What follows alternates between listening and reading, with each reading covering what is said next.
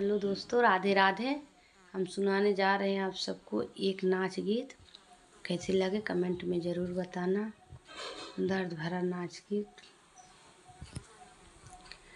दिल लई गए काढ़ी करे जवई से, दिल लई गए काढ़ करे जवई से। पहली पहल मोर ससुरु जी आए, पहल मोर ससुरु उन्हें दिहले जवाब अंगनवाई से, उन्हें दिहले जवाब अंगनवाई से। दिल लई गए काढ़ी कर जवई से, दिल लई गए काढ़ी कर जवई से।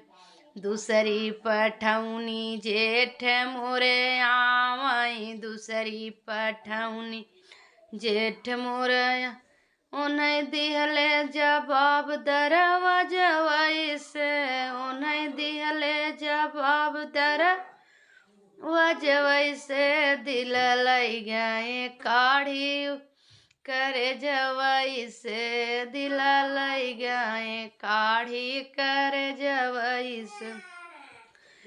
तीसरी पठौनी देवर मोरे आए, तीसरी पठौनी देवर मोरे आए।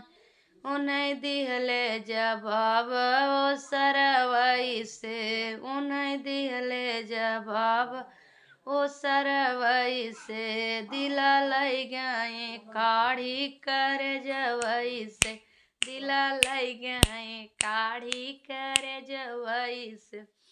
चौथी पठौनी सैया मोरे आए, चौथी पठौनी सैया मोरे हम बाटी तैयार सुबेरवई से, हम बाटी तैयार सुबेरवई से। दिल लई गए काढ़ी कर जवई से, दिल लई गए काढ़ी कर जवई से।